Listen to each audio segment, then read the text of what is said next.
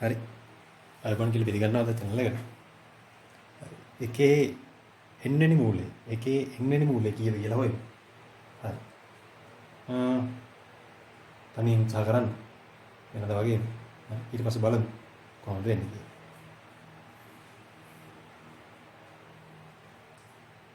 හරි. මම ගන්නවා මෙහෙම. ඉසෙට් වලින් ඉසෙට් කියන්නේ සංකීර්ණ සංඛ්‍යාවක්. හරි. ඉසෙට් කියන්නේ සංකීර්ණ සංඛ්‍යාවක්. කම්ප්ලෙක්ස් නම්බර් එකක්. ඒකේ n වෙනි බලය 1යි කියලා අපි කියනවා. මම ඊට කලින් කතා කරා. හරි. ඊට ටොප් එක කලින් කතා කරා. හරි. සංකීර්ණ සංඛ්‍යාවක් ලියන්න පුළුවන්. cos theta plus i sin theta කියලා ගන්නවා. හරි. r සහ r equal i theta කියලා ලියන්න පුළුවන්. එහෙනම් 1 කියන සංකීර්ණ සංඛ්‍යාව 1 කියන සංකීර්ණ සංඛ්‍යාව අපි කොහොමද ලියන්නේ? 1 කියන සංකීර්ණ සංඛ්‍යාව ඉන්නේ මෙන්න මේ වගේ තමයි. real axis එක imaginary axis එක අකාර්තික අක්ෂය. ඒකේ x වලගේ 1යි y වලගේ බිඳුව. මෙන්න මෙතන තමයි ඉන්නේ. එහෙනම් මෙයා ලියන්න පුළුවන් cos බිඳුව i sin බිඳුව. cos 0 plus i sin 0 කියලා. එතකොට මෙතන ඉන්න කවුද? මේ θ කියන්නේ මෙයා හැරිච්ච කෝණය. එහෙනම් අපිට එක ලියන්න පුළුවන්. හරි. එක ලියන්න පුළුවන්. හරි. cos බිඳුව i sin බිඳුව. හරි. බිඳුව කියන්නේ මේ x axis එකෙන් හැරුන්නේ නැහැ කියන x අක්ෂයේ උඩ ඉන්නවා කියන්නේ. හරි. x අක්ෂයේ උඩ ඉන්නවා නම් එයා සම්පූර්ණයෙන් මෙහෙම කැරකිලා ඉන්න මේකට ඉන්න පුළුවන්. වට දෙකක් කැරකිලා මේකට නම් ඉන්න පුළුවන්. හරි. එතකොට මෙතන වට කීයක් සම්පූර්ණයෙන් කරගුණත් ප්‍රශ්නයක් නැති නිසා මම බිඳුව නොලිය. හරි. බිඳුව නොලිය. මම මේ කෝණය මේ ඇන්ගල් එක ලියන්න 2πk 2πk. හරිද? k equals 0 කියන්නේ k බිඳුව වුණොත් 2π බිඳුව කියන්නේ මෙතන හැරෙන්නේ නැහැ. k 1 කියන්නේ 2π වටයක් හැරෙනවා. k 2 2π ඒවා දෙකක් වට දෙකක් හැරෙනවා. හරි. එතකොට k කියන්නේ මෙන්න මේක. හරි. ඔව්. ධන බිඳුවත් අයිති ධන නිකේ. හරි. එහෙනම් මෙයා ලියන්න පුළුවන්. 1. හරි. මාපාංගයේ 1යි ඊවල i 2πk. මේ තමයි මේ සංකීර්ණ සංඛ්‍යාවේ විස්තරය. හරි. අපි දැන් කතා කරා විස්තරය. එතකොට මෙයා තමයි හැරිච්ච කෝණය. දැන් මට ඕනේ z වල n. හරි. z වල n කියන එක කෙනා. හරි. z වල n කියන එක කෙනා. මම ගන්නම් මේකත්. හරි. z වල n කියන්නේ e වල i වතාවක් 2යි. n අයින් කරනවා. මම z වල n එක මොකද කරන්නේ? z වල n වල යටින් ගන්න සමානයි e වල i 2πk වල කැපේ. හරි. n කැපෙනවා. z සමානයි e i 2πk බෙදී n කියලා. හරි. මේ n අතන කියන්නේ. හරි. එහෙනම් අලුත් සංකීර්ණ සංඛ්‍යාව. අලුත් සංකීර්ණ සංඛ්‍යාව. හරි. මෙයා ලියන්න පුළුවන්. cos 2πk බෙදීම n ධන i sin 2πk බෙදීම n 2πk n කියන්නේ මෙතන තිබ්බ බල. එතන තිබ්බ බල. හරි. බොහොම ලේසි ප්‍රතිඵල ටිකක් අපිට හදා ගන්න පුළුවන්. හරි. එතකොට මේ කවුද අලුත් සංකීර්ණ සංඛ්‍යාවේ හැරලා තියෙන කොහොමද? අපි බලමු මේකෙන් අගයන් ටික යන්නේ කොහොමද කියලා.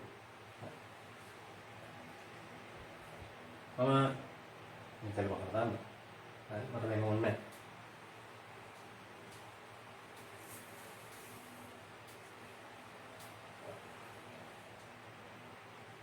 මම ගත්තොත් මේ.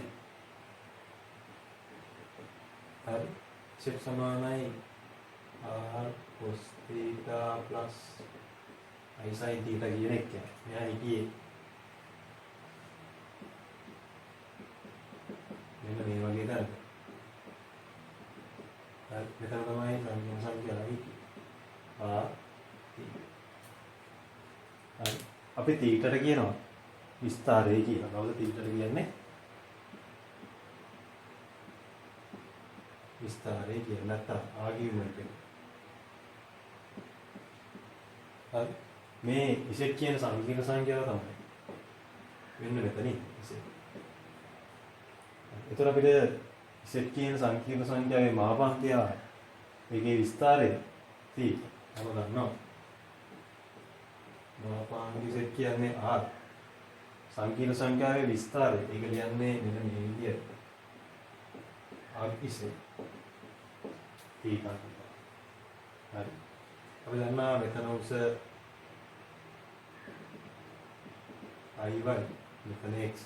එහෙනම් මෙයා ලියන්න පුළුවන්. tan inverse y බෙදීම x. හරි සිම්පල් RBC. හරි විස්තරය අපිට මේ ඇසුරෙන් හොයාගන්න පුළුවන්. හරි මම මේ කරුණු බැලුවොත් හරි බලන්න වැඩි. මම මේ කියන ඒවා පාවිච්චි කරලා එකෙහි මූල හොයාගෙන යනවා. අංක 1 මම ගන්න.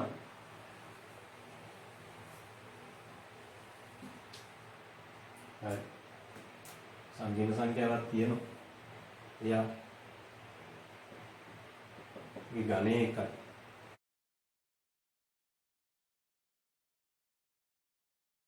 මට ලියන්න පුළුවන්. z සමානයි cos 2πk බෙදීම 3 i sin 2πk බෙදීම 3 කියලා. ඔන්න ඔය විදිහට. හරි අපි බලමු මේක කොහෙද තියෙන්නේ කියලා. මම k ට 1 දාන්න. ඒ සමාන බිඳුව දාමු.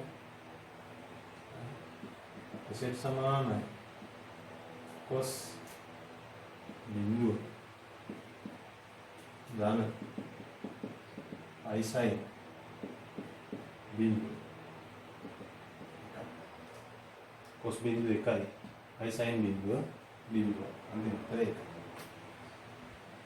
k සමානයි 1 z සමානයි cos 2යි 5යි 3යි 2π/3 plus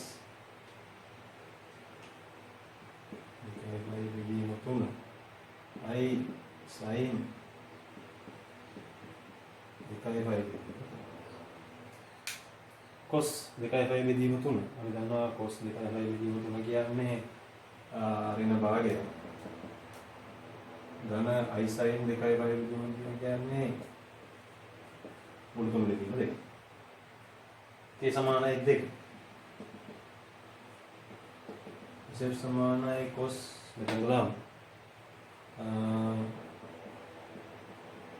4π/3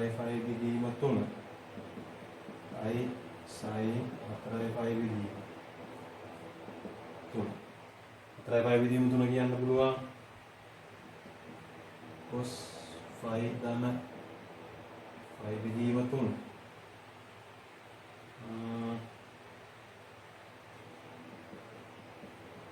i sin 5 ධන 5/3 මම cos 5 ධන 5/3 ඍණ භාගය මෙයා ඍණ භාගය ඍණ අරිවතාව මුළු තුනේ මෙන්න එකේ ඝනමූල මේ ටික ඇඳෝ සංකීර්ණ සංඛ්‍යාව මෙන්න මේ වගේ ඇඳ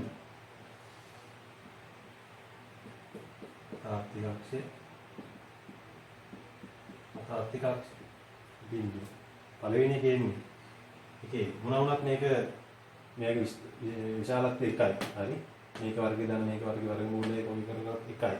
ඒකෝර මෙයා ඉන්නේ අර එකක් වෙච්ච මුත්තේ.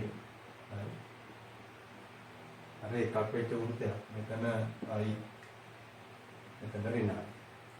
බලමු. පළවෙනි තැන. විශේෂ කෝණය බිඳුවයි. මෙයා හැරෙන්නේ නැති තැන. ඒ කියන්නේ මෙන්න මෙතන. මෙන්න මෙතන. පළවෙනි සංකේතය සම්පූර්ණ. මේ පිළිතුරේ ඉන්නේ 2.5 විදිහම තුන කෝණයක් කරේ ඉතින්. ඒ කියන්නේ මෙන්න මේ වගේ. හරි. මෙයා 4.5 විදිහම තුන කෝණයක් කරේ ඉතින්. ඒ කියන්නේ මෙන්න මේ වගේ. හරි. මේ කෝණය 2.5 විදිහම තුනයි. මේ කෝණය 4.5 විදිහම තුනයි. මෙයා 2.5 විදිහම තුනයි. මෙතන නම් මෙතන සම්පූර්ණ එක තවත් 2.5 විදිහම තුනයි. ඒක සම්පූර්ණ 4.5 තුනක් කියලා ලියා ගන්න පුළුවන්. මෙතන කණ්ඩාංක ඍණ භාගයේ ධන මූල තුන බෙදීම 2 මෙතන ඍණ භාගයේ ඍණ මූල තුන බෙදීම 2 මෙතන 1 ධන ඒක තමයි. එහෙනම් ඉසෙට් කියන එක ඝනයක් නම් ඒක එක එන්න. හරි. ඒ කියන්නේ එකේ ඝනමූලය වුත් අනිත් පැත්ත. උත්තර තුනක් තියෙනවා. මෙන්න උත්තර තුන. ජ්‍යාමිතික නිරූපණය කරපු තැන. මේක බොහොම ලස්සනයි. මේක අපිට පුළුවන්. කොච්චර හෙව්වා. හරි. කොච්චර හෙව්වා උත්තර ටික හොයන් යන්න. ඉසෙට් වල 100 වෙනි බලන්න හරි කමක් නැහැ. හොයා ගන්න පුළුවන්. පොඩි ප්‍රශ්නයක් තියෙන්නේ. බිංදුව 1 2 අයි 3 දැම්මේ නැහැ. හරි. අයි 3 දැම්මේ නැහැ. හරි. කොහොම බලන්න. මේක මහන්න.